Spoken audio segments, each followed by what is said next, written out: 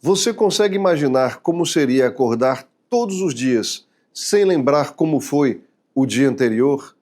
Eu sou Eduardo Jucá, professor de neurociências e neurocirurgião pediátrico, e hoje nós vamos conversar sobre o caso do paciente Henry Molaison, o famoso paciente HM, que mudou a compreensão sobre os processos da memória.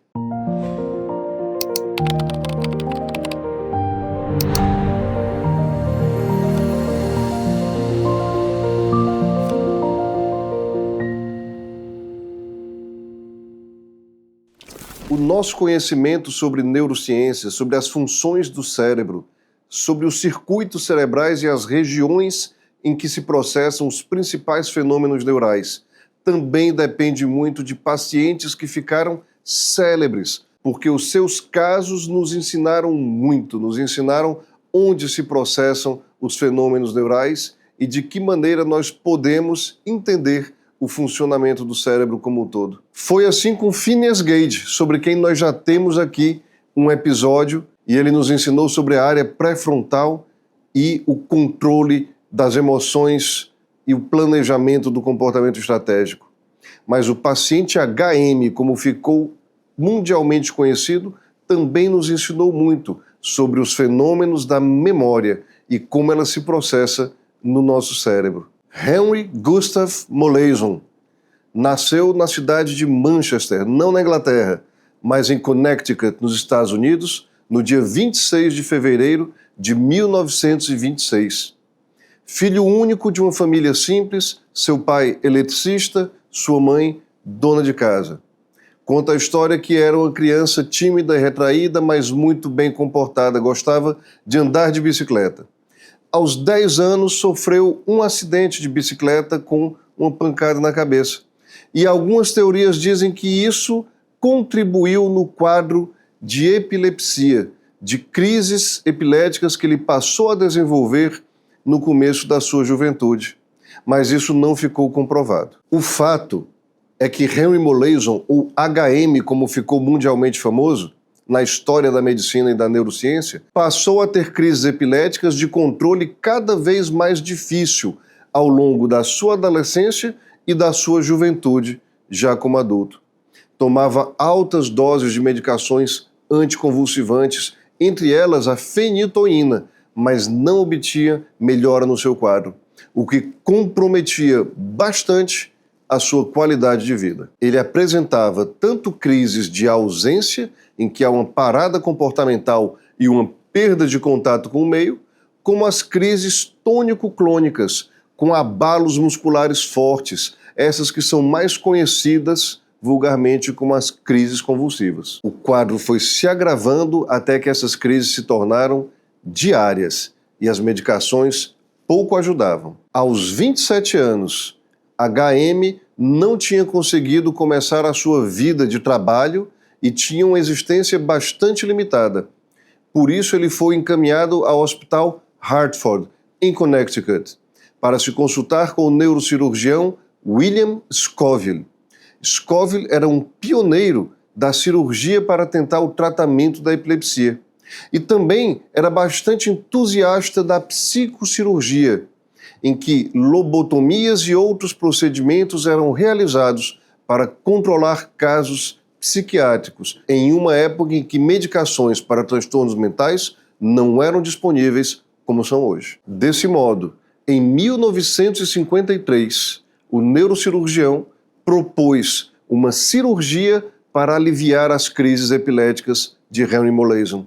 E a proposta era uma retirada das duas regiões mediais dos lobos temporais, incluindo partes do hipocampo, da amígdala e do córtex entorrinal. Isso significa a parte mais interna dessa região cerebral que fica nas têmporas, o lobo temporal. E a gente sabe que o lobo temporal é sim envolvido em muitos tipos de epilepsias. No caso de HM, entretanto, resta uma dúvida, porque a sua semiologia, ou seja, o modo com que as crises se apresentavam, não deixa claro que a origem delas estava nos lobos temporais. Por outro lado, evidências posteriores sugerem que a lesão de ambos os hipocampos, ou seja, ambas as regiões mediais dos lobos temporais, são bastante prejudiciais para o sistema nervoso, para o comportamento, para o funcionamento do indivíduo.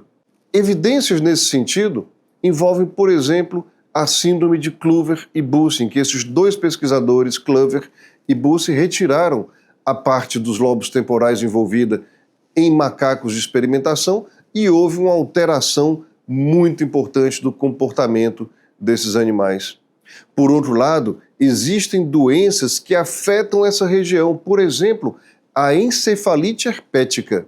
O herpes vírus tem uma predileção pela parte de dentro dos lobos temporais e envolvendo inclusive os hipocampos. E a gente sabe que os pacientes com encefalite herpética acometendo bilateralmente os lobos temporais levam a uma alteração também do comportamento das pessoas muito incapacitante. Mas mesmo assim, o planejamento prosseguiu e essa cirurgia inédita foi realizada no Hospital Hartford em 1953, com a retirada de boa parte dos dois hipocampos. Esse é o momento de a gente voltar a essa estrutura, particularmente a estrutura que eu acho mais interessante de todo o cérebro humano. O hipocampo tem esse nome porque ele se assemelha à sua estrutura, ao seu formato, a um cavalo marinho, e ele está localizado justamente nessa região, nos lobos temporais, parte de dentro.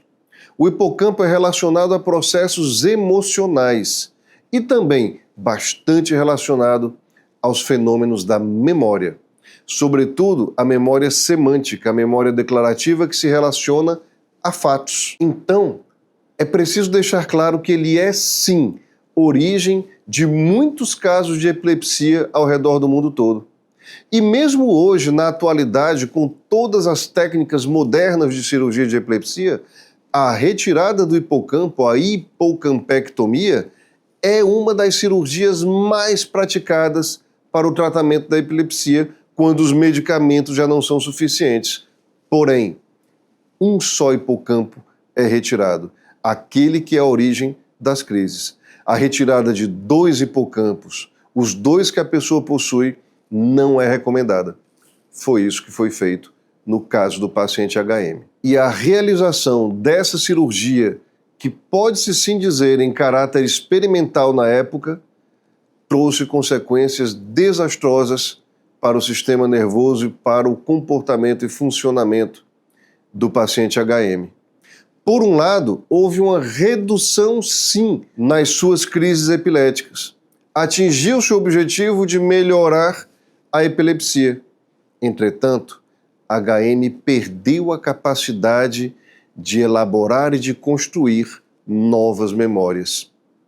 É conhecido o papel do hipocampo na retenção da memória. Inclusive, em outras doenças, como a doença de Alzheimer, o hipocampo é a primeira estrutura a sofrer prejuízo. Então, fazendo um parêntese, pacientes com Alzheimer perdem a memória recente muito antes do que a memória tardia. O hipocampo armazena as memórias recentes.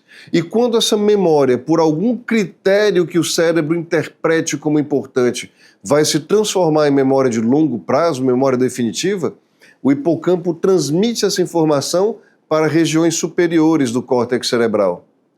Ou seja, o paciente HM, agora sem os dois hipocampos, não conseguia mais reter as suas memórias recentes e transformá-las em memórias de longo prazo.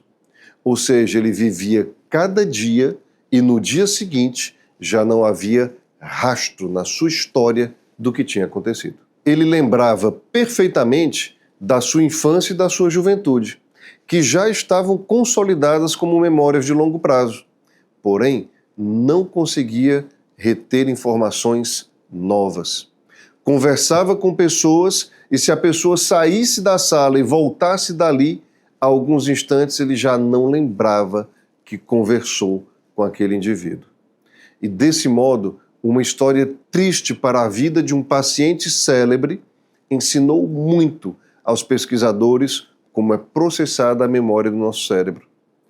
essa mensagem de que os hipocampos são fundamentais e que nunca mais se repita o tratamento com a retirada de ambas as estruturas, dos dois lados, muito embora a retirada de um hipocampo continue sendo um tratamento bastante utilizado para crise de epilepsia de difícil controle. Uma outra aprendizagem muito importante é que a memória declarativa, essa relacionada a informações, a fatos, ela se processa em regiões diferentes, por exemplo, da memória motora, porque o paciente HM continuou podendo aprender a executar ações, a adquirir habilidades motoras. E hoje a gente sabe que a memória motora está muito mais relacionada aos núcleos da base e ao cerebelo.